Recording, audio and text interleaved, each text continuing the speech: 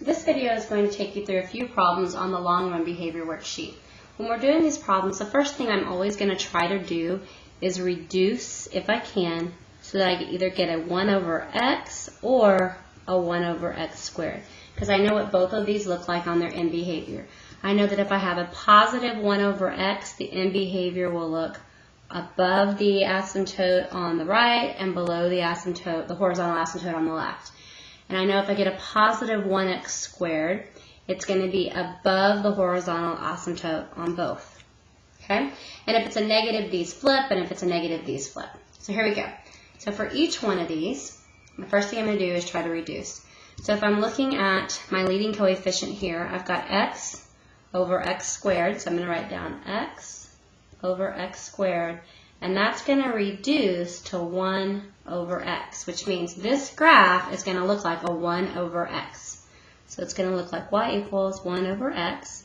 There's no adding or subtracting over here, so the asymptote stays at y equals 0. And when I go graph it, I have an asymptote. You're going to go graph your horizontal asymptote right here. I'm going to go label it y equals 0. Because it's a positive 1x squared, it's going to be above on the right for the long run behavior and below on the left. That's really all you have to do. The trickiest part for most of y'all is going to be writing the end behavior. It's always going to start off the same. As x approaches positive infinity and negative infinity, what does the function do? Well, as we go off to the right, the function is going to go above the 0, so I put a plus. And as we travel in the negative direction, the function, or the y values, are going to be below the asymptote y equals 0. And that's it. That's all we're focusing on today. So let's go look at number 2. We're going to do the same thing. We're going to look at the leading coefficients and see if I can get a 1 over x or a 1 over x squared. Hopefully I will. So over here I got negative 6x over 2x to the third. And if I reduce that, I'm going to get negative 3 over x squared. So this is going to look a lot like a negative 1 over x squared. Again, the asymptote is staying at y equals 0. Okay, so go ahead and draw that in. Y equals 0. And because it's a negative, instead of both sides being above the asymptote, both sides are going to be below the asymptote. So I'm going to be over here. Just the long run behavior. So as we write this, as x goes off to the right, the function is going to be below the asymptote. So I put a negative.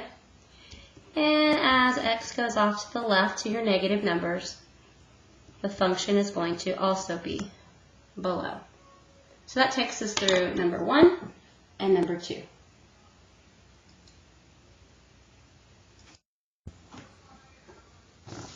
Okay, so what I want you to do is I want you to try number 3 for homework tonight and ask me questions about it sometime this week if you have questions.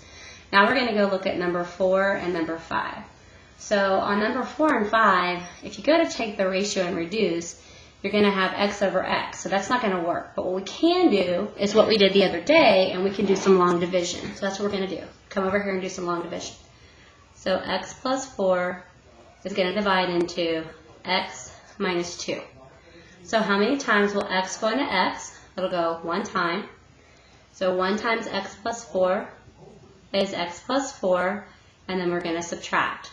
The x's are going to subtract away. Negative 2 minus 4 is going to give me a negative 6. So when I go write this, remember this is my remainder, and it goes on top. So we've got y equals negative 6 over x plus 4 plus 1. So this time I'm going to have a horizontal asymptote at 1, not at 0. So y equals 1. So I need to go up here to the 1 and go ahead and draw that in. Notice that I make it go all the way through the graph so that it's easy to find when we're trying to look for it. The negative 6 over the x is going to look a lot like y equals negative 1 over x, and then we've got the plus 1.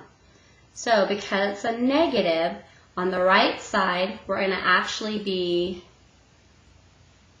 because it's a negative, we're going to be below. And on the left side, we're going to be above. So on the right side, my end behavior is going to be below, but on the right side, I'm going to be above. So let's go write our end behavior. As x goes off to the right to positive infinity, my y values are going to go below my asymptote of 1. And as x goes off to the left to negative infinity, my y values are actually going to be above the horizontal asymptote. So above the asymptote, below. And again, it flipped because this is a negative 1 over x. All right, let's go look at number 5. And number 5, again, they're the same. And when they're the same, I know for sure I'm going to go ahead and try to divide. So I don't have a lot of room over here. I'm going to come down here. So I'm going to take 4x squared plus 1 and divide it into 8x squared minus 4x plus 3. So how many times will 4x squared go into 8x squared? 2. 2 times 4 is going to give me 8x squared. 2 times 1 is going to give me 2. Notice that I'm lining up my values in the correct terms. I'm going to subtract all this. These 8's are going to cancel. My minus 4x is going to come down. 3 minus 2 is a plus 1. Again, this is my remainder, so it's going to go on the top. So I'm going to have y equals negative 4x plus 1 over 4x squared plus 1. And then this up top gives me my plus 2, which means I'm going to have a horizontal asymptote at y equals 2. And I like to write those right away and go ahead and graph them right away so I don't forget. And I come out here and label it y equals 2. Okay, so I know that I have a horizontal asymptote at 2. Now I'm going to go look at my leading coefficients. And a negative 4x over 4x squared is going to look like y equals negative 1 over x, and then I've got that plus 2. So this is going to look like a negative 1 over x plus 2. Again, just like the one we did above, because it's a negative 1 over x, it's going to go below the asymptote on the right and above the asymptote on the left. So when I write my end behavior, as x goes off to infinity, the y values are going to be below the asymptote on the left, on the right. And as x goes off to negative infinity, this direction, the y values are going to go above the asymptote. So we put a plus. Okay, so I did 4 and 5. So tonight for your homework, or as part of your homework, I want you to go attempt number 6. You're going to do the same thing. You're going to do some division, and you're going to write down what it looks like. So 7 and 8 are the ones that are a lot different. On 7 and 8, you'll notice it's actually bigger on top than it is on bottom. So when you go reduce, it's not going to reduce to 1 over x or 1 over x squared. So we are going to go divide. So we're going to have x squared minus 1 into x to the third plus 1. How many times will x squared go into x to the third? It goes in x times. Now we're going to multiply. X times x squared is x to the third. X times negative 1 is negative x. And notice there were no x's here, so I kind of put it in the middle. And we're going to subtract. X to the third minus x to the third goes away. 0 minus a negative x is going to give me a plus x. And then I bring down my plus 1.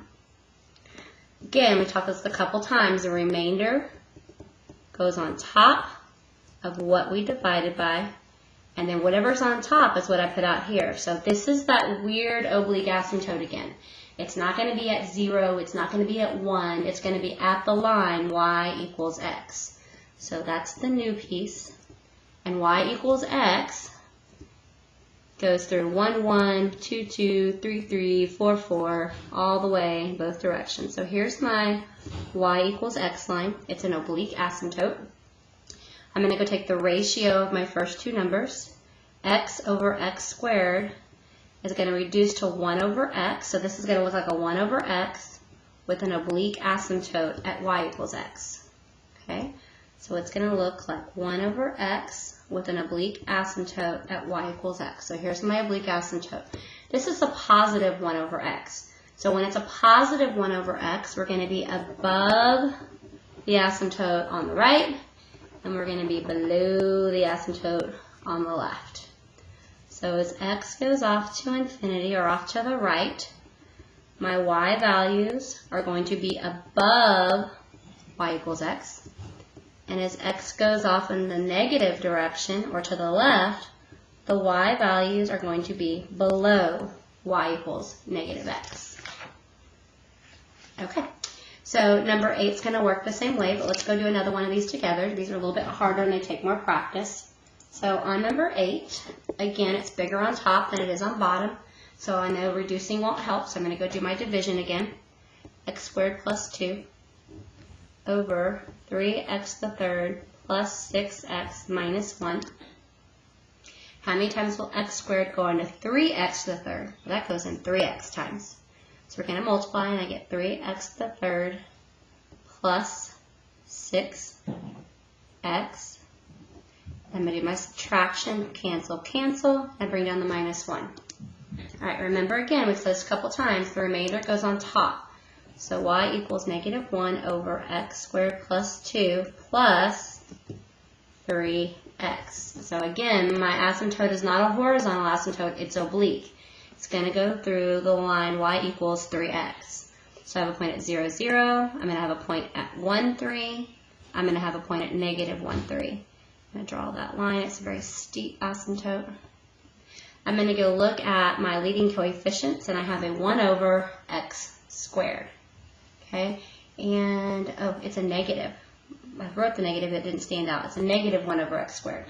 So when I have a negative x squared, I'm always going to be below the asymptote.